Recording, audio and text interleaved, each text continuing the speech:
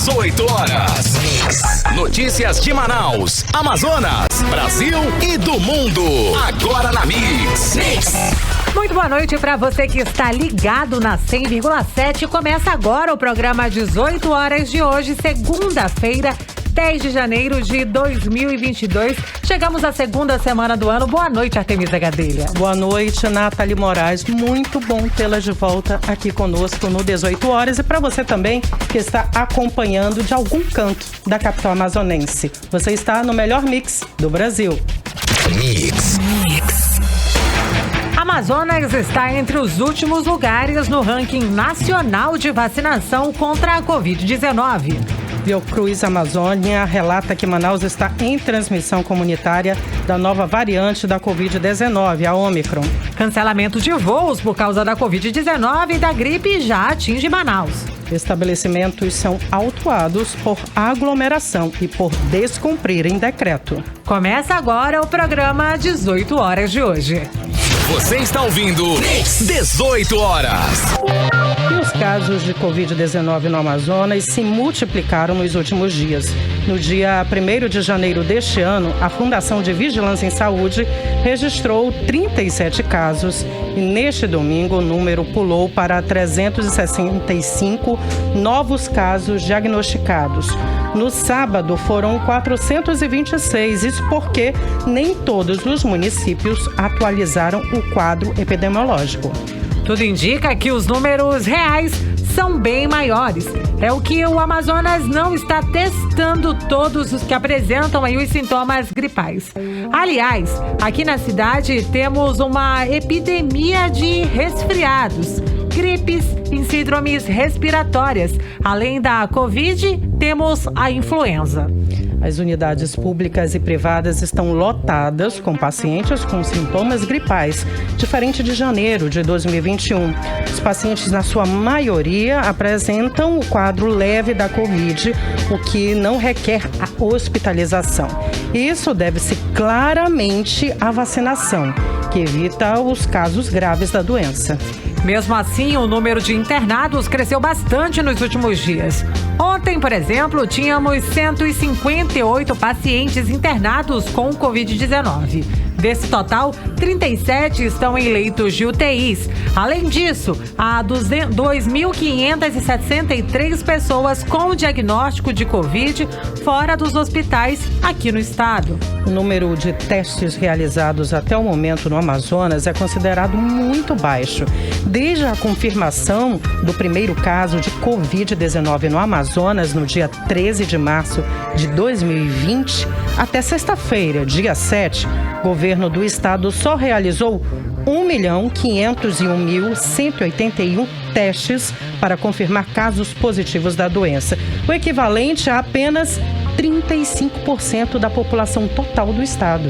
Vale lembrar, Temisa, que a ampla testagem da população é medida essencial para o controle da pandemia, de acordo com a Organização Mundial de Saúde. E o epidemiologista da Fiocruz Amazônia, Gesen Orellana, alertou sobre Manaus estar em transmissão comunitária da nova variante da Covid-19, a Ômicron. O cientista destacou que o governo Wilson Lima precisa decretar novas restrições urgentemente para conter uma nova explosão de novos casos da doença e de mortes também. O pesquisador criticou ainda o sistema de vigilância laboratorial do Amazonas. Vamos saber mais detalhes agora na reportagem de Hector Silva. O epidemiologista da Fiocruz Amazônia, Gesen Orellana, informou no último sábado ao portal 18 horas que Manaus está em transmissão comunitária da nova variante da Covid-19, a Ômicron. O cientista destacou que o governador Wilson Lima precisa decretar novas restrições urgentemente para conter uma nova explosão de novos casos da doença e mortes evitáveis. No domingo, a Fundação de Vigilância em Saúde do Amazonas contabilizou mais 365 novos casos de Covid-19, totalizando 435.749 casos da doença no estado. 2 mortes ocorreram no sábado, elevando para 13.846 o total de óbitos.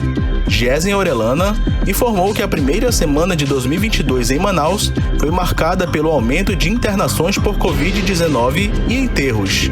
Ao destacar a transmissão pela nova variante, ele pediu que a população não confie na vigilância laboratorial do Amazonas. E agora, mais recentemente, nós vimos o aumento dos sepultamentos em Manaus, indicando ampla subnotificação de mortes por síndrome respiratória aguda, grave pelo menos, né?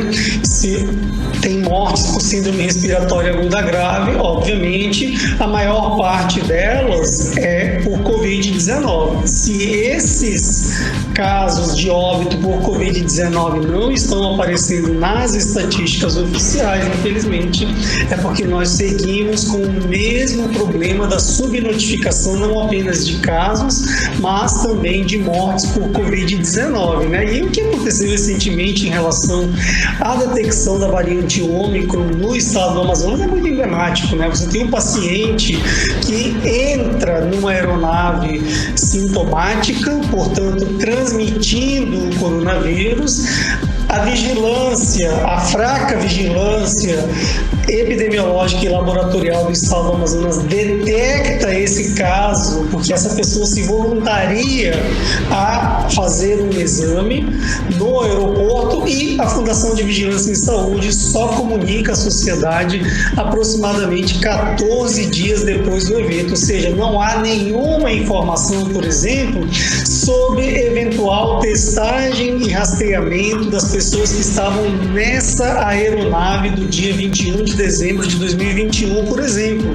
Não há nenhuma informação sobre o rastreamento de eventuais contatos dessa paciente que foi confirmada com a infecção pela variante Ômicron. E mais, né, você não tem informação, por exemplo, do que de fato aconteceu em termos de transmissão local ou eventualmente de transmissão comunitária da Ômicron no estado do Amazonas antes do dia 21 de dezembro e até hoje, né? Porque a nossa vigilância laboratorial é muito ruim.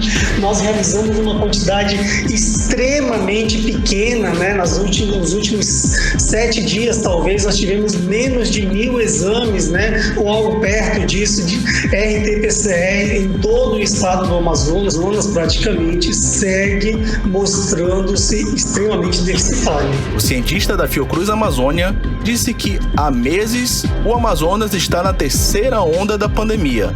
Segundo Orellana, o atual cenário é mais ameaçador por conta do aumento de novas internações.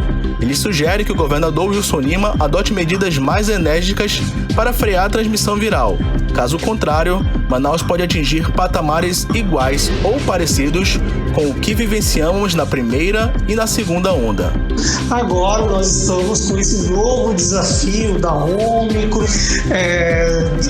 esse novo desafio do aumento das infecções novas que podem resultar rapidamente no aumento, talvez não em patamares parecidos com o que nós vimos na primeira e na segunda onda, das internações e mortes por Covid-19. Então, nós temos que manter os olhos bem abertos, ficarmos bem atentos às medidas de distanciamento físico, ao adequado e oportuno uso de máscaras, higienização das mãos e torcer para que não tenhamos nenhuma surpresa calamitosa em relação às novas mutações do novo coronavírus no mundo e, consequentemente, no Amazonas e em Manaus, né, pela fragilidade do seu sistema médico hospitalar e pela precariedade até hoje vigente na sua vigilância epidemiológica. Hector Silva, para o 18 horas. Você está ouvindo 18 horas. E o Amazonas voltou a endurecer a circulação de pessoas por conta da pandemia de Covid-19 neste mês de janeiro. As medidas visam barrar o avanço da variante Ômicron aqui no estado e também dos novos casos da flurona, que é a dupla infecção coronavírus e H3N2, além de outros tipos de síndromes gripais. Para tentar conter esse avanço, órgãos de saúde fazem orientação sobre as medidas preventivas em shoppings aqui de Manaus. A ação tem o intuito de reforçar o cumprimento dos protocolos de prevenção contra a disseminação da Covid nos centros comerciais da cidade, como explica o repórter Rodrigo Soares. Agentes de órgãos de saúde realizaram orientações em 5 shoppings de Manaus sobre a manutenção das medidas de prevenção à Covid-19 durante o fim de semana. A ação tem o intuito de reforçar o cumprimento dos protocolos de prevenção contra a disseminação do Covid nos estabelecimentos. Durante a semana passada, novas medidas de restrição, como o cancelamento de grandes eventos, blocos carnavalescos e cruzeiros, foram tomadas para barrar o avanço da variante Ômicron no estado, registros de co-infecção do coronavírus e H3N2 e um aumento de casos das doenças. Segundo a Secretaria de Estado de Saúde e a Fundação de Vigilância em Saúde do Amazonas, 30 profissionais da saúde fazem as orientações sanitárias aos responsáveis dos principais shoppings da cidade. As recomendações incluem o uso obrigatório e constante de máscara de proteção respiratória, a verificação de como o shopping controla a circulação do público, além de como está sendo realizado o bloqueio das mesas nas praças, nos bares e restaurantes, com o objetivo de respeitar o distanciamento entre as pessoas. Segundo a secretária da Fundação de Vigilância em Saúde, Tatiana Amorim, o momento é de alerta para o cumprimento das medidas de prevenção à Covid-19. O momento é de alerta e união de todos na observância e no cumprimento das medidas de prevenção à Covid-19. Principalmente porque o Amazonas está enfrentando um período sazonal para a circulação de vírus respiratórios, que vai de novembro até maio e está coincidindo com o período chuvoso. Nós estamos no início da fase mais importante de transmissão dos vírus respiratórios. O nosso comportamento individual e coletivo vai definir os próximos dias. Então, mais uma vez, estamos reforçando a necessidade da adesão à campanha de vacinação associada ao uso da máscara, higienização das mãos com álcool gel e evitar aglomerações. Os centros de compras também estão sendo orientados quanto à oferta de álcool em gel a 70% nos principais ambientes e lojas, além da exigência nos estabelecimentos sobre a apresentação do cartão de vacina dos clientes, comprovando o esquema vacinal completo contra a Covid-19. Rodrigo Soares para o 18 horas. Você está ouvindo 18 horas. Um levantamento feito sobre a vacinação em todo o Brasil mostra que o Amazonas está entre os últimos colocados no ranking nacional de vacinação contra a Covid-19. Olha, até sábado, dia 8, 64,99% da população do estado havia sido vacinada com a primeira dose. Em relação à segunda dose, apenas 53,88% da população teve a dose de reforço aplicada. O repórter Hector Silva conversou com infectologistas, epidemiologistas e biomédicos que não estão nada otimistas com os números aqui do nosso estado. Atualmente, o Amazonas vive um surto de H3N2 e já registra casos da nova variante Ômicron. Vamos conferir a reportagem do Hector Silva. Dados do consórcio de veículos de imprensa, divulgados na noite do último sábado, mostram que menos de 70% da população brasileira está totalmente imunizada. Este número representa 67,64% da população nacional. Em relação ao estado do Amazonas, esse número é ainda menor. Somente 64,99% da população amazonense está com o esquema vacinal completo. Para o biomédico Rodrigo Colares, o Amazonas deveria atingir ao menos a média de 70%, o que ainda é um valor questionável. Existe um número que muito se fala quando tratamos de epidemiologia e comunidades, os 70%. Na verdade, é uma estimativa que ignora muitos fatores. A bioestatística, diferente da estatística, leva em consideração também fatores biológicos e dificilmente pode dar uma previsão tão acertada. Fato é que a imunidade natural ou adquirida para a Covid deve ser testada pelos anticorpos neutralizantes e não somente confiar na percentagem dos vacinados. Como sabemos, a testagem para os anticorpos neutralizantes é muito difícil. Vou dar um exemplo. Digamos que na Praça 14 nós temos 99% de vacinados. Então, esse 1% ele não foi infectado ou não se vacinou. Logo, não possui anticorpos neutralizantes para a Covid. Se esse mesmo 1% da Praça 14, que lá tem pouca chance de ser infectado, digamos que vá até o Parque 10, onde 40% foram vacinados, nós podemos dizer que há uma maior chance dele ser infectado lá. O infectologista da Fundação Alfredo da Mata, Nelson Barbosa, sugere que um trabalho de busca ativa seja feito para procurar aqueles que não tomaram sequer a primeira dose. A taxa de vacinação de 53% do estado do Amazonas ainda não é a ideal, claro, mas o que os gestores de saúde podem fazer? Eles já criaram alternativas de shopping, carreta da vacinação. Eu creio que o que está faltando é a prefeitura usar os médicos da família, da casinha da família, e ir nas suas comunidades, nos seus bairros, oferecer a vacina de casa em casa. Porque tem pessoas que não foram ainda se vacinar porque não tem um dinheiro para pegar um ônibus, pegar um transporte para ir a um posto de saúde ou a um local onde tem. Atualmente, Manaus vive um surto de H3N2 e já registrou casos da variante Ômicron. Também já existem registros de florona, quando uma pessoa contrai Covid-19 e algum vírus influenza. Embora o epidemiologista Gesen Orellana alerte que os casos de florona sejam benignos, ele destaca que o poder público precisa estar atento à transmissibilidade.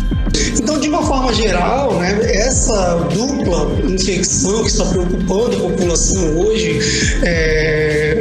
por Covid e influenza, no geral, ela vai evoluir benignamente. Mas isso quer dizer que em todas as situações vai ser assim? Não. E é por isso que nós temos que manter o calendário vacinal em dia para essas duas doenças, Covid-19 e influenza, que já temos vacina disponível, manter as precauções de usar máscaras, manter distanciamento físico e continuar com a higienização das mãos, evitando ambientes fechados também, onde tem pouca circulação de ar, são medidas que acabam sendo bastante úteis nesse momento, Então, é só para tranquilizar a população, em geral, essa co-infecção ela pode ser mais comum do que parece. Hector Silva, para o 18 horas. Você está ouvindo 18 horas. E com esses números, o Amazonas está entre os últimos lugares no ranking nacional de vacinação contra a Covid-19, com 64,9%. Um dado muito preocupante, uma vez que a Covid está longe de ser controlada em nosso estado. E a Prefeitura de Manaus disponibiliza 51 pontos para vacinação contra a Covid-19 a partir de hoje até dia 14, sexta-feira. Haverá oferta dos imunizantes em unidades de saúde, policlínicas e clínicas da família, centros de atenção integral à criança e ao idoso, em pontos estratégicos, inclusive um que atende em sistema de drive-thru e na carreta da vacina. Os endereços e horários de atendimento podem ser consultados no site da Secretaria Municipal de Saúde, que coordena toda a campanha aqui na capital. 18 horas.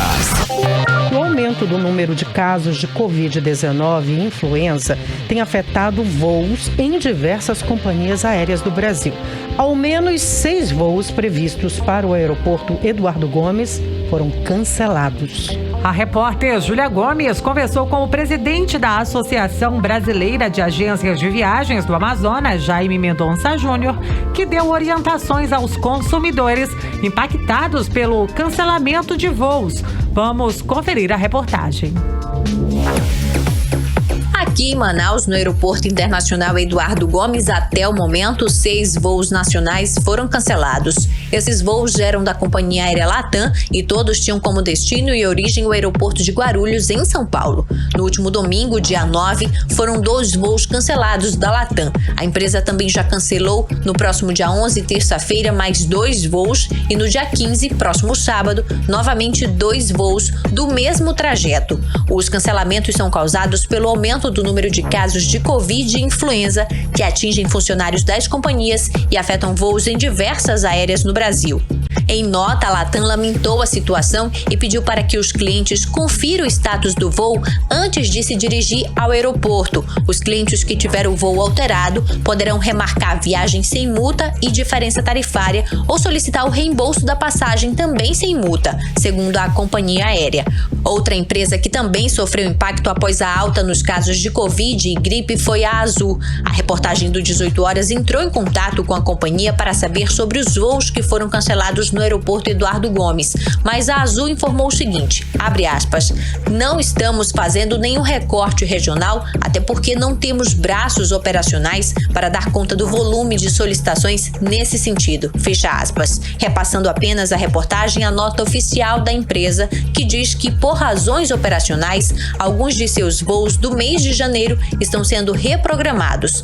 A companhia registrou um aumento do número de dispensas médicas entre seus tripulantes, casos esses que, em sua totalidade, apresentaram um quadro com sintomas leves e que tem acompanhado o crescimento do número de casos de gripe e Covid-19 no Brasil e no mundo. A nota diz ainda que é importante ressaltar que mais de 90% das operações da companhia estão funcionando normalmente e que os clientes impactados estão sendo notificados das alterações, reacomodados em outros voos da própria companhia e recebendo toda a assistência necessária, conforme prevê a Resolução 400 da ANAC, Agência Nacional de Aviação Civil.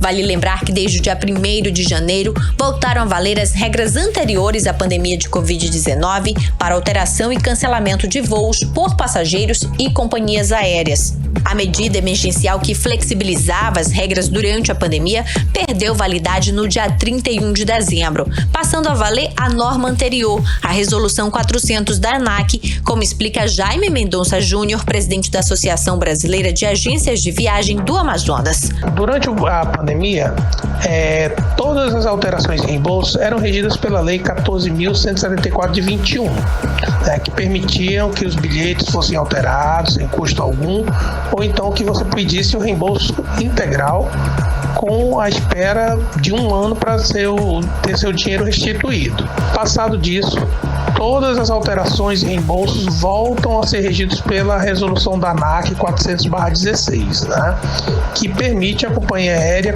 fazer cobrança das multas e taxas que estão previstas na regra da tarifa aérea, Você compra toda a tarifa que você compra tem suas regras, e também para o reembolso a mesma coisa. Se você vai pedir o reembolso, há regras e há taxas e multas que a companhia aérea pode lhe cobrar. Jaime Mendonça Júnior orienta ainda o consumidor quanto às situações em que ele precisa ficar atento em caso de cancelamento de voo pela companhia aérea. Vale ressaltar aqui que o que eu vou falar se aplica a qualquer um bilhete. O que você comprou hoje ou que você comprou durante a pandemia, se você é afetado com o cancelamento do seu voo, você tem o direito de fazer uma remarcação para outro voo, ou então para você pedir o reembolso integral. Então isso daí é uma brecha, para você pedir um reembolso. Por exemplo, vamos dar um exemplo, que você comprou um bilhete durante a pandemia, não fiz as alterações, agora para mim pedir o reembolso ou alterar, eu vou ter que pagar mensagem, como eu falei anteriormente. Mas se o voo ainda não aconteceu e o voo porventura venha a ser cancelado, eu passo a ter o direito de pedir o reembolso integral ou alterar sem custo algum o meu bilhete. Júlia Gomes para o 18 Horas. Você está ouvindo 18 Horas. E um voo da Azul Linhas Aéreas que saiu de Manaus com destino a Recife na madrugada desta segunda-feira teve que retornar à capital amazonense após a turbina direita da aeronave pegar fogo. Uma das passageiras, a jornalista Cléo Pinheiro, relatou esse incidente em suas redes sociais, Nathalie. Cléo Pinheiro disse que minutos após a decolagem, a turbina direita começou a pegar fogo à Artemisa. O piloto da aeronave falou aos passageiros que houve um problema e que teria que retornar para Manaus. O pouso de volta aqui para nossa cidade aconteceu 45 minutos após o aviso do comandante da aeronave. Vamos conferir o relato da jornalista Cléo Pinheiro. Estou aqui porque eu ia pegar um voo, na verdade eu peguei um voo da Azul que ia para Recife. E minutos depois da decolagem, gente, simplesmente a turbina do avião, a turbina direita, começou a pegar fogo. Eu vi, eu tava na janela, eu vi, foram momentos assim de... Eu não cheguei nem a ficar desesperada, eu fiquei assim, paralisada. Uma mulher deu um grito lá atrás e deu a entender que estava acontecendo alguma coisa. Eu olhei pela janela, a gente ouviu fogo na turbina, a turbina estava pegando fogo. E aí começou aquele desespero e aí o fogo aumentou um pouco, depois foi diminuindo e aí passou um tempo e o piloto falou com os passageiros dizendo que tinha havido um problema na aeronave e que ele teria que retornar para o aeroporto de Manaus. Isso durou ainda uns 45 minutos, a gente sobrevoando a cidade. Eu acho que ele estava, enfim, querendo autorização para pousar. E só depois de mais ou menos 45 minutos a gente conseguiu pousar aqui em Manaus. Você está ouvindo 18 horas. Nathalie, ouvintes, imagine 45 minutos de aflição. Olha só, a Azul, em nota oficial, esclareceu que, por questões técnicas, o voo AD2649, Manaus-Recife, precisou retornar ao aeroporto de origem nesta madrugada. A companhia ressalta que prestou toda a assistência necessária a seus clientes, conforme previsto na Resolução 400 da ANAC, e que os reacomodou nos próximos voos da companhia partindo de Manaus. A Azul lamenta eventuais aborrecimentos causados e reforça que medidas como essas são necessárias para garantir a segurança de suas operações. 18 horas. E os vereadores Amon Mandel e Rodrigo Guedes anunciam ação conjunta na Justiça contra o reajuste do cotão, que elevou de 18 mil para 33 mil reais a cota de gabinete dos vereadores de Manaus. Amon convoca a população para se juntar a eles, entrando também na Justiça contra os abusos praticados pela mesa diretora da Câmara, que além do cotão votado na última sessão do ano passado, também anunciou picapes com tração para os vereadores circularem aqui na capital e pretendia gastar milhões com o puxadinho na Câmara Municipal de Manaus. A reportagem é de Odinei Araújo. Os vereadores Amon Mandel e Rodrigo Guedes entraram hoje na Justiça contra o aumento de 83% no valor da verba de gabinete dos vereadores de Manaus, aprovada no apagar das luzes da última sessão do ano passado, no dia 15 de dezembro, em caráter de urgência. Para o vereador Amon, não se pode deixar impune esse tipo de ação, que soma-se a tantas outras desnecessárias da presidência da Casa Legislativa do município. A Câmara Municipal tem demonstrado ali o interesse em gastar por gastar. Quer dizer, o presidente da Câmara, no uso das suas atribuições, tem procurado uma série de... tem entrado com uma série de iniciativas, anunciado licitações desnecessárias, por exemplo, avisos de licitações para o aluguel das picapes, para a construção do puxadinho e assim por diante, e esquece da sua prerrogativa principal, que é de cuidar da cidade de Manaus. Ao meu ver, esses gastos necessários devem ser revertidos e o nosso posicionamento sempre foi e sempre será contra. Nós fazemos até cálculos ali, estimativas de como que esse dinheiro poderia ser melhor gasto. pagando as contas da Câmara Municipal já seria um bom exemplo, né? Pagando as suas dívidas. A Momandel também ressaltou que, se está sobrando dinheiro na Câmara Municipal, o presidente Davi Reis poderia destinar recursos para aumentar o auxílio manauara ou mesmo destinar o dinheiro em forma de emendas parlamentares.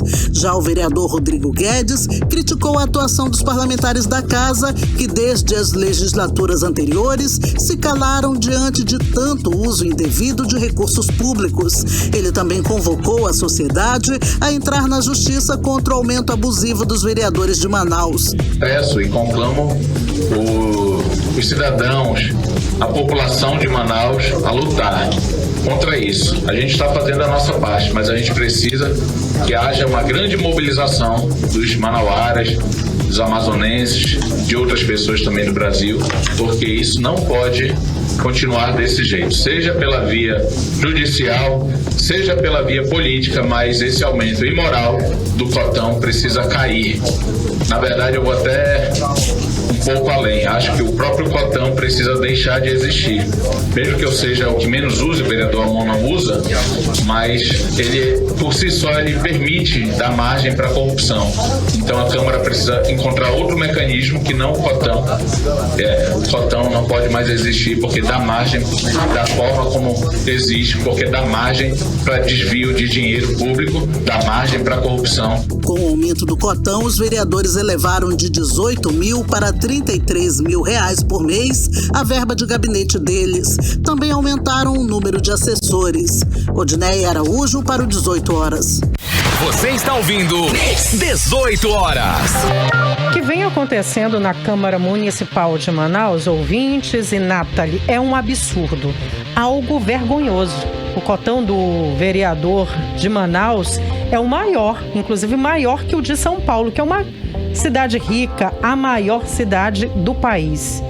Olha, e de fato, uma ilegalidade que deve ser cortada pela Justiça do Amazonas. Nas redes sociais, os dois vereadores, foram parabenizados, porque foram os únicos contra o aumento das mordomias na Câmara Municipal de Manaus. 18 horas. E no próximo bloco, estabelecimentos são autuados por aglomeração e por descumprirem decreto. É daqui a pouco. Mix. E agora vamos conferir o tempo e a temperatura para esta noite de segunda-feira e também a madrugada de terça-feira aqui em Manaus. Com ela, Nathalie Moraes. Previsão do tempo. Artemisa e ouvintes, a noite aqui desta segunda-feira em Manaus promete ser de poucas nuvens, ou seja, uma noite de calor intenso. A temperatura mínima aí deve ficar na casa dos 22 graus e a máxima de 32 graus na noite desta segunda-feira. E o Rio Negro subiu mais 6 centímetros de ontem para hoje e apresenta no Porto de Manaus a marca de 24 metros e 37 centímetros acima do nível do mar. 18 horas. O governo do Amazonas decretou na última sexta-feira a suspensão e a realização de grandes eventos com vendas de ingressos e limitou o público para festas particulares com capacidade máxima de 200 pessoas. Para fiscalizar o cumprimento do decreto, a Central Integrada de Fiscalização realizou vistoria em bares e restaurantes durante o fim de semana em Manaus. 4 estabelecimentos foram autuados. O repórter Rodrigo Soares tem mais detalhes. A pandemia do novo coronavírus não parece ser empecilho para pessoas frequentarem festas clandestinas aqui em Manaus. Neste fim de semana, bares e restaurantes foram vistoriados pela Central Integrada de Fiscalização. A ação teve o intuito em fiscalizar cumprimento de decreto que proíbe eventos com vendas de ingressos. 4 estabelecimentos foram autuados por irregularidades. Segundo a Secretaria de Segurança Pública do Amazonas, durante a ação, 2 estabelecimentos foram notificados pela Secretaria Municipal de Meio Ambiente pela ausência de licenciamento de equipamento sonoro. Outro estabelecimento, na Avenida Maripiranga, foi autuado pelo Corpo de Bombeiros por não possuir os documentos obrigatórios e também foi notificado pela SEMAS por ausência de licenciamento. O coordenador da Central Integrada de Fiscalização, Major Marco Gama, explicou que as fiscalizações serão intensificadas para cumprimento da medida. A fiscalização, ela tem foco no cumprimento do novo decreto do governador, né, em virtude do aumento de casos de Covid, da nova variante e das novas gripes que estão circulando. E a fiscalização será feita nos eventos já previstos, né, que através de denúncias aí tem uma previsão de público alto, e fiscalizar o cumprimento do decreto com relação à quantidade de pessoas, né, no máximo 200 pessoas, e das medidas de segurança, né, utilização de álcool em gel, máscara, todas essas medidas que prevê o decreto. Ela deve ligar para 190 para fazer a denúncia, né, de algum local que tem aglomeração, que tem aí um público grande, né, que pode causar aí o aumento de casos. No decreto, o governo estabelece que eventos sociais de caráter privado, sem a venda de ingressos, como casamentos, aniversários, formaturas, podem acontecer, mas limitados a 50% da capacidade do local e ao máximo de 200 pessoas.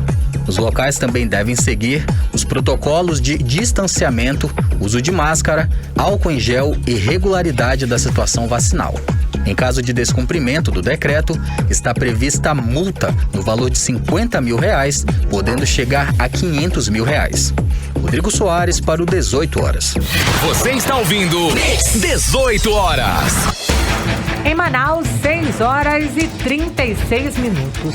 E 4 dias após a ação criminosa que metralhou uma viatura da Polícia Civil, matando 2 detentos e ferindo 2 pessoas, entre elas uma policial, da Secretaria de Segurança Pública do Amazonas ainda não localizou todos os envolvidos no atentado, Artemisa. Exatamente, Nathalie, ouvintes. Olha, apenas um dos suspeitos foi preso. Os outros ainda continuam foragidos. Até hoje, a polícia ainda não revelou os reais motivos da ação criminosa e a identidade de todos os envolvidos. E o Tribunal de Justiça do Amazonas muda os procedimentos após o ataque à viatura policial em frente ao Fórum de Justiça na semana passada. A partir de agora, por precaução, essas audiências serão de forma remota, Artemisa. Será que isso vai resolver? E olha, para a Comissão de Direitos Humanos da OAB, a portaria traz irregularidades e violação de direitos dos detentos, além de criar obrigatoriedade por tempo indefinido para as audiências remotas. Os detalhes nós vamos acompanhar agora na reportagem de Odineia Araújo. A Justiça do Amazonas reagiu à ousadia do crime organizado e ao aparente despreparo da polícia, verificado na semana passada, quando bandidos armados com fuzil atacaram uma viatura policial em frente ao Fórum de Justiça, matando 2 dos 3 detentos que estavam sendo levados para audiência de custódia. A partir de agora, o Tribunal de Justiça do Amazonas autorizou os magistrados a realizarem essas sessões de forma remota por meio de videoconferência. A autorização vem por intermédio de uma portaria conjunta assinada em 7 de janeiro pelo presidente do Tribunal de Justiça do Amazonas, desembargador Domingos Chalub, e pela Corregedora-Geral de Justiça, desembargadora Nélia Caminha. De acordo com a portaria, a audiência de custódia pode ser realizada por videoconferência durante o estado de calamidade pública em razão da pandemia por Covid-19. A decisão levou em consideração que é necessário garantir a segurança na logística e nos procedimentos da audiência de custódia, não apenas ao detento, mas também aos magistrados e demais servidores envolvidos no processo, o que no caso do ataque da semana passada mostra que isso falhou. Para o presidente da Comissão de Direitos Humanos da OAB Amazonas, Caupolicán Padilha Júnior, a decisão da Justiça, no entanto, torna uma regra, o que deveria ser uma exceção no sistema prisional. Essa portaria, ao meu ver, eu acho que ela traz uma irregularidade e uma violação de direitos humanos significativa. Ela, na verdade, cria uma obrigatoriedade por tempo indefinido, é importante que se deixe bem claro isso. Ela criou uma obrigatoriedade por tempo indefinido de que todas as audiências de custódia devam ser realizadas por videoconferência. E utiliza como nexo de causalidade dessa decisão uma causa que, à luz do sistema processual, deveria ser uma causa excepcional e não um padrão, não uma regra. O que a gente acaba tendo que entender por conta dessa decisão é que, para o Tribunal de Justiça, o sistema de segurança pública do Estado está falido. Bom, realmente o sistema de segurança pública do Estado, já há algum tempo, ele não vem sendo bem administrado. E eu vejo um risco muito grande ao direito de defesa. A Secretaria de Administração Penitenciária, há um bom tempo, ela não aceita críticas, ela não aceita debater com a advocacia, e ela, há um tempo, ela vem se mostrando muito desumana e muito cruel na administração de confinados. As salas destinadas para a realização de videoconferência poderão ser fiscalizadas pelas corregedorias e pelos juízes que presidem as audiências. O preso deverá permanecer sozinho na sala em que se realizar a audiência por videoconferência, mas, observando as normas de segurança, poderá estar acompanhado de seu advogado ou defensor público. O magistrado deverá ter uma visão integral do espaço durante a realização da audiência. Odneia Araújo para o 18 horas. Você está ouvindo 18 horas. Agora, uma boa notícia. Além dos descontos para o contribuinte que vai pagar o IPTU sem atrasos, a Prefeitura de Manaus vai sortear carros e prêmios em dinheiro para quem manter o tributo em dia. Com a campanha Prêmio IPTU, além de reduzir a inadimplência do imposto, a Prefeitura de Manaus pretende resgatar o reconhecimento aos contribuintes que estão sempre em dia com o fisco municipal, Artemisa. Ao final desta campanha, será sorteado um prêmio no valor, olha só, de R$100 mil. Os detalhes com a repórter Júlia Gomes. A Prefeitura de Manaus vai premiar contribuintes que em 2022 estiverem com o pagamento do IPTU, o Imposto sobre a Propriedade Predial e Territorial Urbana, em dia. A ação busca reduzir a inadimplência do imposto e a Prefeitura de Manaus pretende também resgatar o reconhecimento aos contribuintes que honram com seus tributos e estão sempre em dia com o fisco municipal.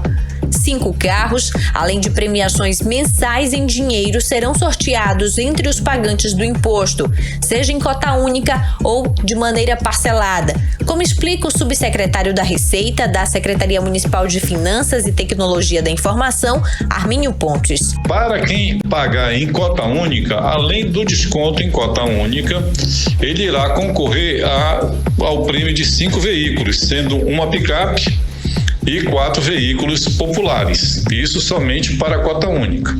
A partir do mês de abril, quando irá vencer já a segunda parcela em diante, os contribuintes irão concorrer mensalmente a prêmios em dinheiro, tá? Que a Prefeitura irá fazer o sorteio eletrônico, como ela faz hoje também no Nota Premiada.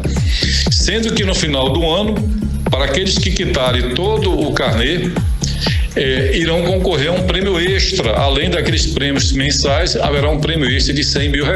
A campanha anual de incentivo ao pagamento do IPTU foi instituída pela Lei de número 2.829, do dia 20 de dezembro de 2021, e regulamentada pelo prefeito em exercício de Manaus, Marcos Rota, por meio do decreto de número 5 de 2022, publicado no Diário Oficial do Município da última quarta-feira.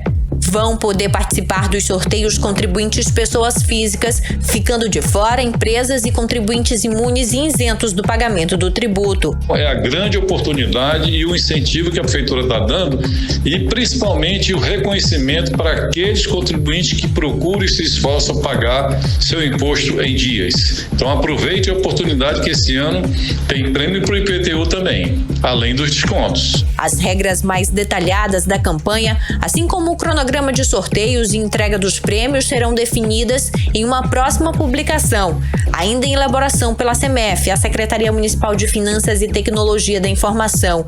Nos próximos dias, também será divulgado o calendário fiscal da Prefeitura de Manaus, contendo as datas de vencimentos da cota única e parcelas do IPTU 2022. Júlia Gomes para o 18 horas. Você está ouvindo 18 horas. E agora vamos direto para Brasília falar com o correspondente do 18 horas, jornalista Carlos Eduardo Matos. Boa noite. Boa noite, Artemisa. Boa noite, Nathalie. Boa noite a todos.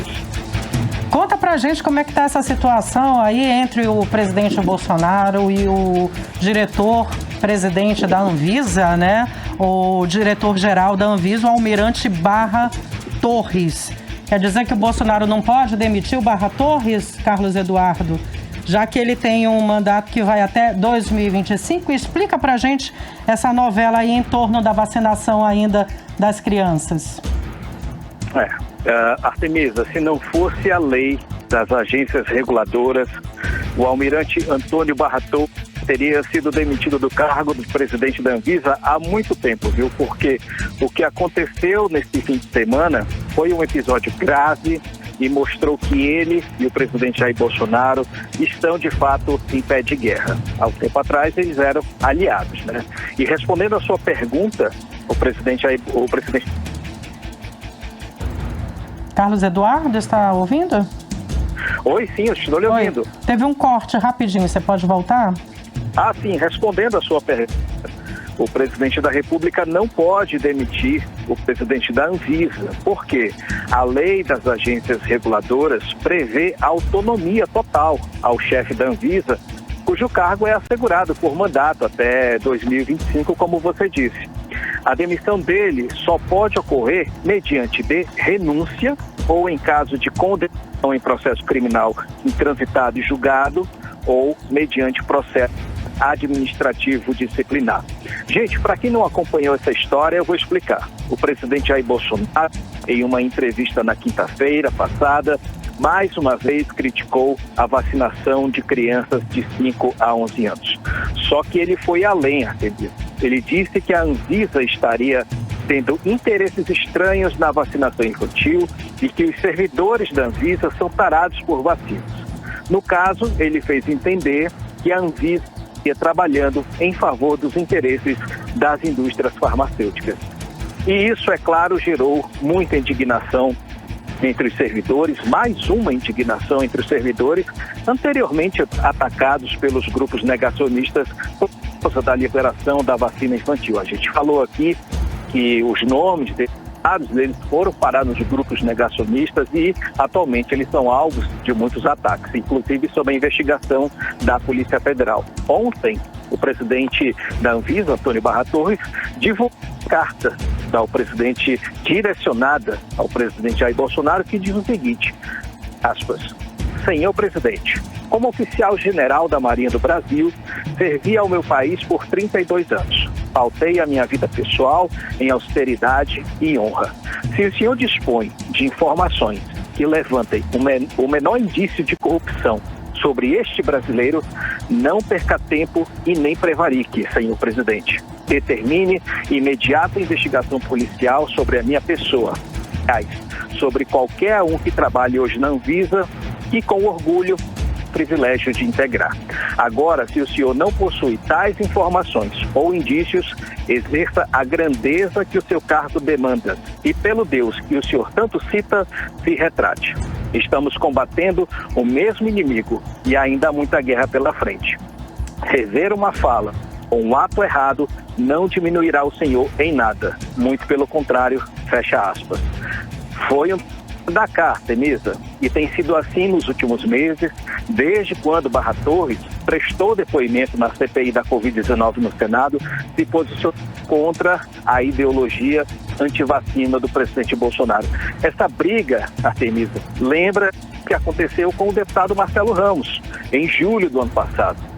Depois que ele foi alvo de uma acusação do presidente, dizendo que ele foi o principal responsável pela aprovação do fundão eleitoral na época de 2 bilhões de reais, Marcelo Ramos reagiu à altura, se defendeu, rebateu na mesma moeda e anunciou ser, a partir daquele momento, oposição ao presidente Jair Bolsonaro. Com Barra Torres é a mesma coisa. Ele está reagindo aos ataques do presidente Bolsonaro. Deixou de ser apoiador para ser um opositor ao presidente. E, pelo jeito, o presidente vai perder. Carlos Eduardo? Oi, sim. Tá novamente perdemos a conexão, rapidinho. Ah, tá. Eu estou dizendo o seguinte, que com Barra Torres está acontecendo a mesma coisa que aconteceu com Marcelo Ramos. Só que nessa briga entre Bolsonaro e Barra Torres, o presidente da República poderá perder, porque Barra Torres tem o apoio dos militares e também o apoio de parlamentares. O próximo capítulo dessa história é a resposta, no caso a tréplica do presidente da República, que está sendo aguardada. O Barra Torres disse: se o senhor tem alguma coisa a dizer para mim, diga, caso contrário, se retrate. E até agora Bolsonaro não se retratou. Artemisa e Nathalie. Bolsonaro tem perdido aí vários aliados, né? E Barra Torres realmente era um aliado muito importante, né, para o presidente. Exatamente, Artemisa. Boa noite, Cadu. Olha só, Cadu, agora a gente vai falar sobre as eleições 2022, né? Eu queria te perguntar sobre o possível apoio aí do União Brasil a Sérgio Moro. Essa situação só será definida em abril, após a janela partidária? Explica pra gente. Provavelmente, Nathalie, boa noite para você, minha querida. Agora vamos falar de política, né, de eleições de 2002.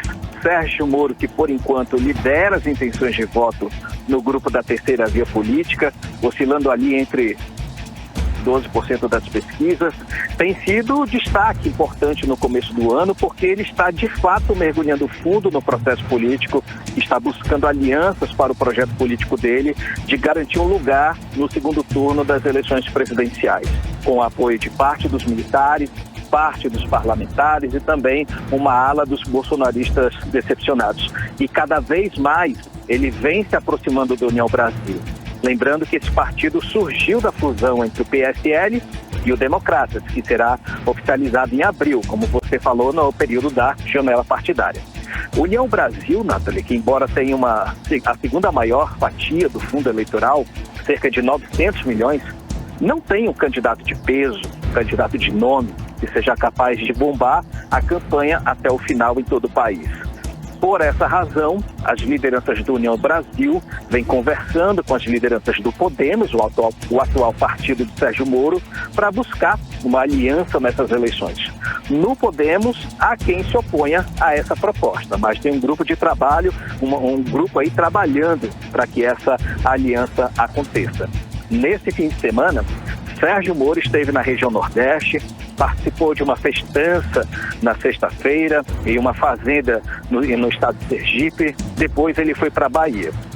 Por onde ele passou, ele foi vaiado, depois ele foi aplaudido. Enfim, os políticos avaliam as manifestações populares. As pessoas não reagem, segundo eles, com indiferença a Sérgio Moro. Por isso, querem que ele vá para a União Brasil, porque as pessoas reagem de alguma forma a ele. Agora, o que eles estão trabalhando agora é para que Sérgio Moro aprimore a campanha dele, aprimore a sua plataforma política para que possa aumentar a aceitação dele. Afinal de contas, o principal obstáculo de Sérgio Moro é a alta rejeição dele. Agora, continuando falando em eleições, Nathalie, o presidente Jair Bolsonaro começa a avaliar os impactos da campanha dele, da campanha política no governo dele. Hoje, ele afirmou que 12 ministros vão deixar o governo para disputar as eleições nos estados. E ele segue avaliando nomes para ser vice na chapa. Tem algum?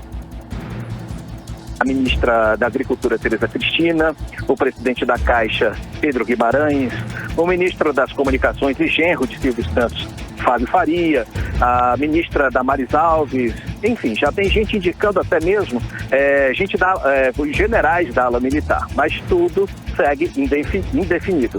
No caso do ex-presidente Lula, ele segue conversando com o ex-governador Geraldo Alckmin para tentar compor a chapa de centro-esquerda. Por enquanto, nada definido. E com relação a isso, existe um grupo de apoiadores do PT fazendo abaixo-assinado contra essa aliança Lula-Alckmin.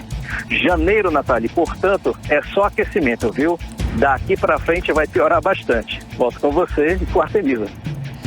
Carlos Eduardo, para a gente encerrar, o Congresso Nacional vai tomar uma posição em relação ao passaporte vacinal no retorno das atividades lá no Congresso?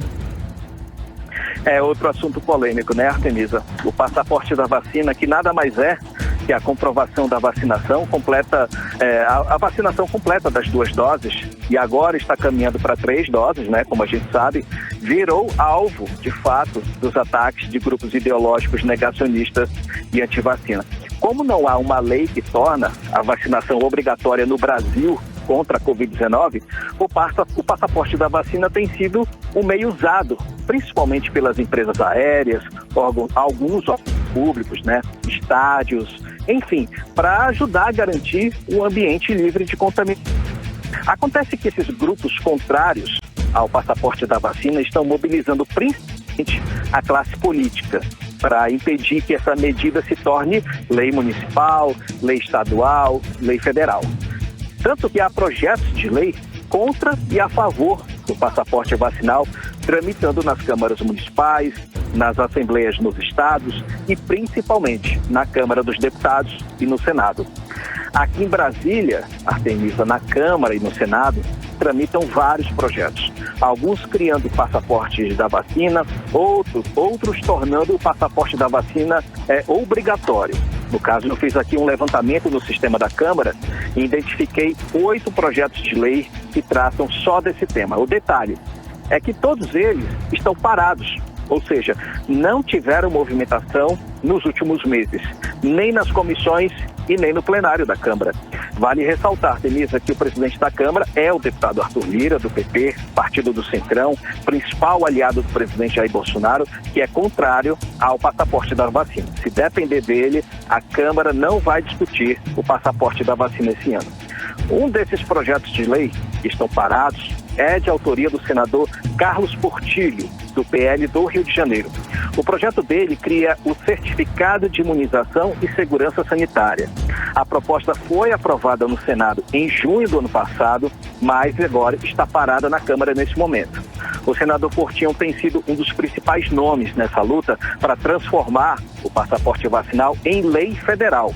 Ele falou com exclusividade ao programa Às 8 Horas. Ele disse que o passaporte da vacina é o melhor caminho, o caminho mais lógico para o retorno gradual das atividades presenciais. Porém, há barreiras ideológicas dentro do poder legislativo que impedem o avanço dessa medida. Vamos ouvir o que ele disse, o senador Carlos Portillo. E não há por que, então, não concordar. Se a gente perguntar para quem está frequentando os bares abertos, os shows, os espetáculos, as partidas de futebol, se alguém é contra, com certeza todos são a favor, porque é isso que permitiu abrir responsavelmente a economia. É como eu digo, né, eu e o presidente, a gente não pensa tão diferente, né? O presidente disse que vetaria o nosso projeto depois que aprovamos no Senado. Essa é a causa do projeto ter estacionado, digamos assim, na Câmara dos Deputados, né? É muita ideologia, né, nessa discussão, às vezes muita ideologia atrapalha, a gente tem que ser prático, é um instrumento que nós temos e nós não divergimos tanto, porque tanto eu quanto o presidente Bolsonaro somos contra o lockdown, né? Acontece que eu apresentei um instrumento que permite a abertura responsável. O certificado de vacinação e testagem é um antídoto contra o lockdown e tem se provado assim no mundo. O que nós precisamos, sem dúvida, é de uma legislação nacional, né? Uma única legislação a respeito, que não seja só a vacina, seja a testagem. Nós estamos vendo a importância dos testes, né, ultimamente. Então, é um certificado, ele é democrático, aquele que não pode, por qualquer razão, se vacinar, ele vai ter o seu direito garantido com uma testagem, poder ir a um show, poder ir a uma partida de futebol, poder viajar para fora do país, como já é exigido. Ouvimos então o senador Carlos Portillo, do PL do Rio de Janeiro, que fala que é contra o lockdown, né, juntamente com o presidente Bolsonaro, mas falou também da importância aí da testagem, né, Carlos Eduardo? Exatamente, não se faz passaporte vacinal sem a testagem, também sem a vacinação, né, Artemisa? Apesar da oposição do presidente da Câmara, o Arthur Lira, é bem possível que a oposição trabalhe bastante nesse tema, discute bastante esse tema, dependendo do estrago que a variante Ômicron, vai fazer a partir de fevereiro. A Câmara costuma trabalhar em cima de demandas, em cima do clamor popular, né? Mas o que a gente espera é um debate racional, né? Que tenha menos barulho ideológico e mais discussão técnica, porque só é contra passaporte da vacina quem é contra. Não é isso mesmo? Volto com vocês, Artemisa e Nathalie. Uma ótima noite, Carlos Eduardo. Até amanhã. Valeu, gente. Um abraço. Tchau, tchau. Em Manaus, 6 horas e 59 minutos. Você está no melhor mix do Brasil. Você está ouvindo 18 horas. E agora vamos atualizar os números da Covid-19 aqui no Amazonas. Com ela, Nathalie Moraes. O Amazonas registrou nesta segunda-feira mais 229 novos casos de Covid-19, totalizando agora 435.978 casos da doença. Foram confirmadas mais 3 mortes, 2 registradas neste domingo e outra encerrada por critérios clínicos, elevando para 13.849 o total de mortes aqui no estado. Os números foram divulgados pela Fundação de Vigilância em Saúde na tarde desta segunda-feira. Vamos direto para o editorial 18 horas.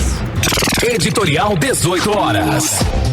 Na última semana, entidades representativas de policiais civis do Amazonas se manifestaram sobre o ataque a uma viatura em frente ao maior Fórum de Justiça de Manaus. As entidades não economizaram as críticas ao governo do Amazonas. Disseram que as armas usadas pela Polícia Civil do Estado são antigas, que os policiais transportando presos perigosos não tinham fuzis. As viaturas para transportar presos perigosos não são blindadas. A Federação dos Policiais Civis da Região Norte acusou um problema que poucos discutem no estado. O número de policiais na viatura atacada era menor do que o de detentos perigosos. Consequência da falta de efetivo suficiente na Polícia Civil do Estado. Faltam agentes e até delegados para fazer a polícia funcionar. Um problema grave que precisa ser corrigido. 18 horas. Em Manaus, 7 horas e 1 minuto. Boa noite, Artemisa Gadelha. Uma ótima noite, Nathalie Moraes. Voltamos amanhã no programa 18 horas. Uma boa noite para você também. Você ouviu 18 horas. As notícias do Brasil e do mundo. De volta amanhã.